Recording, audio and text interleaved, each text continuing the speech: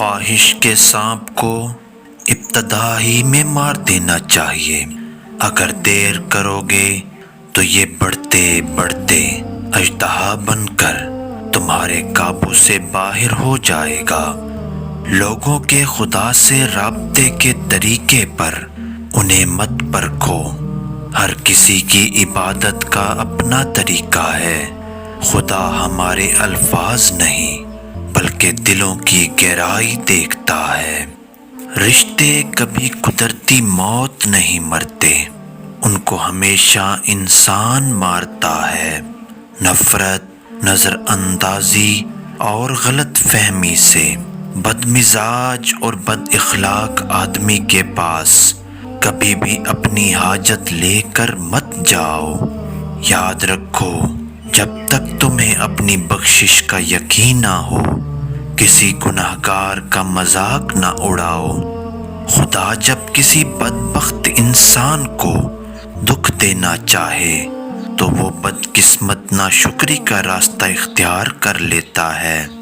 دنیا نصیب سے ملتی ہے اور آخرت محنت سے، لیکن لوگ محنت دنیا کے لیے کرتے ہیں اور آخرت نصیب پر چھوڑ دیتے ہیں۔ ہم بے سکون ہو چکے ہیں کیونکہ ہم دوسروں کا سکون برباد کر کے سکون حاصل کرنا چاہتے ہیں۔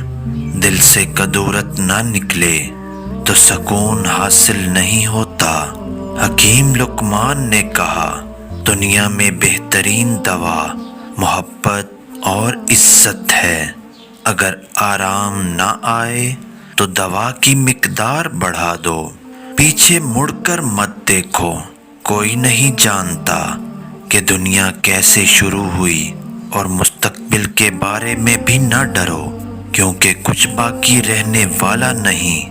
اگر تم ماضی اور مستقبل میں پھنسے رہو گے تو تمہارا حال گزر جائے گا۔ کچھ لوگ روشنی کی طرح ہوتے ہیں، وہ ساتھ ہوں تو اندھیروں میں بھی راستے مل جاتے ہیں۔ سوچنے والے انسان کے خیالات میں تبدیلی ہوتی رہتی ہے۔ اگر نہیں بدلتا تو پتھر نہیں بدلتا۔ آزادی کے لیے ضروری نہیں کہ تم زمین و آسمان خرید لو، مگر اتنا ضرور کرو کہ صرف اور صرف خود کو مت بیچو۔ رب کا کرم ہو جائے تو سالوں کی محنت کا پھل لمحوں میں ملنا شروع ہو جاتا ہے۔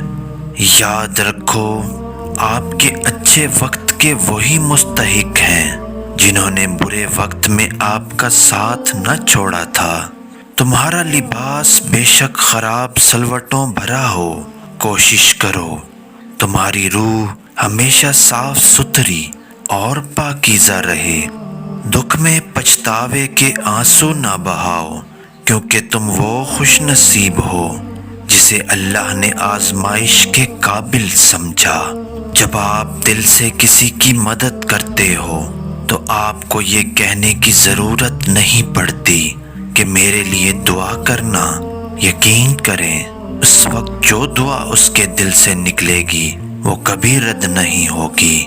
اگر تمہارے رزق میں سے دوسروں کی ضروریات پوری ہو رہی ہیں تو تم خوش قسمت ہو کہ تمہارا رب تمہارا رزق پاک کر رہا ہے۔ مرد کا دل جب عورت سے بھر جاتا ہے تو وہ 3 کام کرتا ہے۔ اپنا لہجہ بدل لیتا ہے، عورت کے کردار پر انگلی اٹھانے لگتا ہے، ہر وقت مصروف رہنے کا بہانہ کرتا ہے۔ دیواروں کے پاس کان ہو یا نہ ہو، لیکن فرشتوں کے پاس قلم ضرور ہوتا ہے جو آپ کی ہر بات لکھتے رہتے ہیں۔